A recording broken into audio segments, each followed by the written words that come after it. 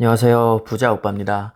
삼성전자에게는 그렇게 썩 기분 좋은 뉴스는 아닌데, 그래도 너무 잘 쓰여진 기사라, 제가 쭉 한번 정리를 해드리겠습니다.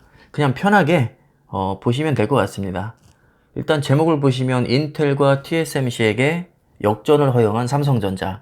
벌써 첫 문구부터가 별로죠. 실적이 안 좋게 나왔다는 얘기인데, 구체적으로, 실적을 한번 보겠습니다. 자, 실적이 아주 깔끔하게 정리가 되어 있습니다. 일단은 세계 주요 반도체 기업 실적이라는 제목으로 삼성전자, 인텔, TSMC, 어떻게 보면 뭐 영원한 라이벌이라고도 할 수 있죠. 이렇게 세 개 기업을 비교를 했는데, 삼성전자는 사실 반도체만 하고 있는 기업은 아닙니다. 뭐 스마트폰도 하고, 5G도 하고, 가전, 디스플레이, 하만, 이렇게 큰 카테고리로 나누면 한 네다섯 개 정도로 분류를 할 수 있고, 또 그 안에서도 여러 가지 갈래로 나뉘긴 하는데, 일단은 반도체만 놓고 비교를 한 겁니다. 일단 매출을 봤을 때는 그렇게 나쁘지 않습니다. 19조, 삼성전자가 19조고, 인텔이 22조, TSMC는 14조 5천억이죠. 그러니까 매출만 봤을 때는 인텔이 1위, 삼성전자 2위, TSMC가 꼴찌입니다. 여기까진 괜찮은데, 문제는 영업이익이 있습니다. 매출은 19조로 꽤 높은 금액을 달성했는데 영업이익이 3조 4천억밖에 안 됩니다. 반면에 인텔은 4조 1천억으로 좀 더 높고 TSMC는 정말 놀랍게도 매출은 가장 낮은데 영업이익은 가장 높습니다. 이 얘기는 영업이익률이 가장 높다는 뜻이죠. 그래서 영업이익률을 봤더니 삼성전자는 17.7%, 인텔이 18.8%, TSMC는 41.5%가 나왔습니다. 사실 저는 삼성전자보다도 인텔에서 더 놀랬습니다. 인텔은 원래 영업이익이 이렇게 낮게 나오지 않거든요. 제 기억으로는 30% 이상대가 꾸준히 나와줬던 것 같은데 최근에 마이크로소프트나 애플에서 더 이상 인텔 CPU를 받지 않고 본인들이 ARM 기반으로 해서 직접 설계를 한다고 해서 매출이 많이 떨어진 것으로 알고 있거든요. 아마 그 영향이 있는 건지, 그리고 AMD한테도 추격을 꽤 많이 당했죠. 또 칠라노 진입에 실패하면서 CEO가 해임되고 엔지니어 출신의 새로운 CEO가 또 선임이 되고 여러 가지로 좀 우여곡절이 많긴 했습니다. 낸드 사업부도 하이닉스에게 매각을 했었고 파운드리 재진출도 선언을 했죠. 정말 크고 작은 일들이 인텔에게 최근에 많이 일어났기 때문에 주가도 상당히 많이 빠졌었고 아무튼 여러 가지로 요즘 힘든 시기를 보내고 있죠. 그래서 그런지 영업이익률이 제가 생각했던 것보다는 굉장히 낮게 나온 것 같습니다. 어찌됐든 지금 삼성전자의 문제는 매출은 나쁘지 않은데 영업이익률이 좀 너무 떨어지고 있죠. 분명히 D램 슈퍼사이클이라고 했는데 왜 이렇게 영업이익률이 안 좋게 나올까요? 기사가 너무 잘 쓰여 있어서 제가 쭉 한번 정리를 해드리겠습니다. 일단은 삼성전자 부진의 근본 원인은 비메모리 반도체로 보고 있습니다. 비메모리 중에도 파운드리에서 천억의 적자가 났습니다.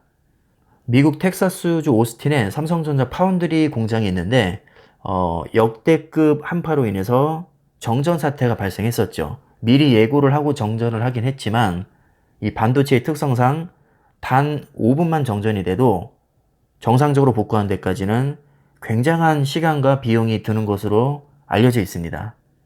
그래서 오스틴 공장이 몇 달 정도 제대로 가동을 못해서 3천억에서 4천억의 피해가 발생했고 평택 P2라인, 현존하는 세계 최대의 반도체 공장입니다. 여기에도 고가의 EUV 장비가 투입이 되면서 비용이 많이 증가했다는 게 이 기사의 설명입니다. 그리고 D램 가격도 슈퍼사이클이라고 해서 기대를 굉장히 많이 했었는데 예상보다는 그렇게 빨리 반영이 되지 않았고 낸드 플래시 가격이 특히 안 좋았습니다. 그래서 주종목이라 할 수 있는 메모리 반도체에서 성적이 또 생각보다 좋지 않았고 5나노 파운드리에서도 수율이 생각보다 떨어진다는 지적이 있습니다. 여기서 말하는 수율이라는 것은 전체 생산량 대비해서 양품의 비율을 얘기하는 거거든요. 예를 들어서 반도체를 100개를 만들었는데 그 중에서 20개가 불량이 나면 수율은 80%가 됩니다. 당연히 불량률이 적을수록 수율이 높은 것이고 수율이 어느 정도 나와줘야 이거를 실질적으로 양산할 수 있습니다. 극단적인 예를 들면 예를 들어서 100개를 만들었는데 60개가 불량이 나면 타산이 안 맞겠죠. 그래서 수율이 낮을수록 수익성이 떨어지고 웨이퍼도 그만큼 손실이 발생하기 때문에 영업이익률은 떨어질 수밖에 없습니다. 특히 5나노는 현존하는 또 최고 공정이다 보니까 수율 잡기가 생각보다 쉽지 않을 겁니다. 그리고 비메모리 반도체의 또 대표격이라 할 수 있는 모바일 AP, 애플리케이션 프로세서라고 하죠. 우리 스마트폰에 들어가는 핵심 두뇌입니다. 시스템 LSI에서 모바일 AP를 직접 설계하고 이 설계한 것을 삼성 파운드리에서 자체적으로 제조까지 하고 있죠. 그런데 생각보다 이게 또 성적이 안 좋게 나왔습니다. 그리고 이미지 센서도 빼놓을 수 없는데 사실 이미지 센서는 시장 규모 자체가 그렇게 크지가 않습니다. 현재 소니에 이어서 세계 2위를 하고 있긴 하지만 시장 규모 자체가 크지 않기 때문에 실적에 그렇게까지 큰 영향은 주지 않았을 것으로 생각이 됩니다. 그래서 올해 1분기 메모리 부분에서 3조 5천억에 가까운 영업이익을 냈는데 파운드리에서 1,000억 적자가 나는 바람에 3조 4천억이 나왔죠. 사실 이번에 적자가 난 것은 삼성전자가 못해서라기보다는 정전이 발생했으니까 이건 어쩔 수 없었던 거거든요. 그리고 어차피 이 피해 금액은 2분기 때 보상을 받으니까 사실 크게 상관이 없긴 한데 문제는 그걸 감안하더라도 지금 전 세계적으로 반도체 부족 현상이 매우 심각해서 가격도 많이 오르고 있고 가동률이 거의 100%라고 하는데 아무리 정전이 났어도 적자가 난 것은 조금 납득하기가 어렵죠. 아무튼 1분기 때는 파운드리의 완패라고 보시면 될 것 같고 간판 종목인 메모리 반도체조차 예상보다는 실적이 사실 좋지는 않았습니다.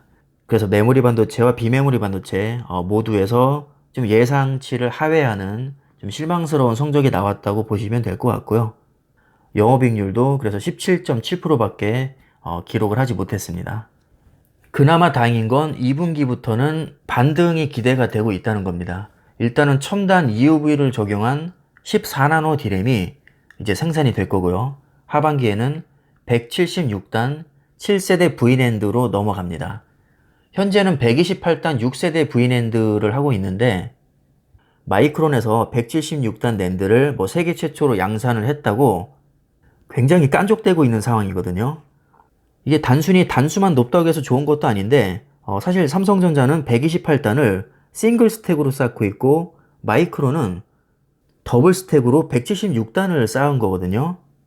그러니까 싱글로만 따지면 삼성전자는 128단, 마이크론은 88단의 기술력을 가지고 있는 겁니다. 따지고 보면 삼성전자 기술력이 더 좋은 건데 단지 이거를 두 번에 나누어서 높게 쌓았다고 해서 마치 삼성전자보다 마이크론이 훨씬 더 기술력이 뛰어난 것처럼 그렇게 지금 설레발을 치고 있거든요. 사실 삼성전자도 128단을 두 번에 나눠서 올리면 256단까지 쌓을 수 있습니다. 그런데 굳이 그렇게 갈 필요성을 못 느끼고 있었고 무조건 단수가 높다고 해서 마냥 좋은 것도 아니거든요. 근데 마이크론에서 자꾸 언론 플레이를 하니까 아마 삼성전자가 조금 약이 올라서 176단으로 넘어가는 게 아닌가 좀 그런 생각도 듭니다. 아마 176단은 더블 스택으로 쌓을 가능성이 높아 보입니다.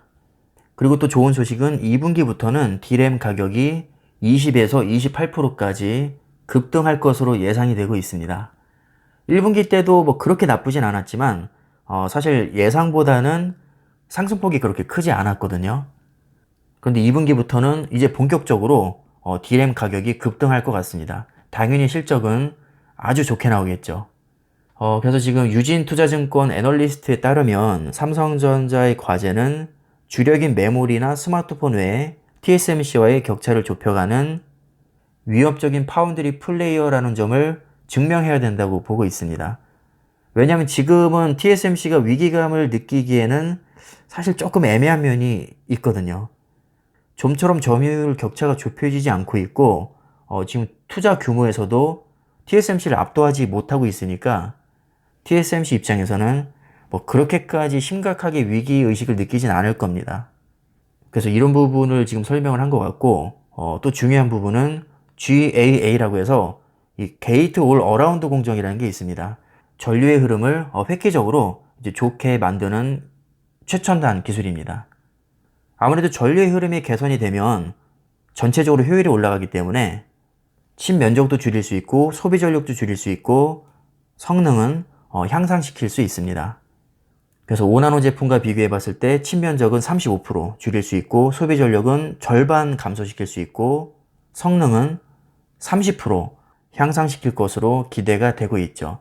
물론 이건 예상치입니다. 실제로는 사실 이렇게까지 나오진 않을 것 같긴 한데 뭐 어찌됐든 획기적인 기술인 것은 분명하기 때문에 이 게이트 올 어라운드 공정이 제대로 성공한다면 본격적으로 아마 TSMC를 추격할 수 있을 것 같습니다.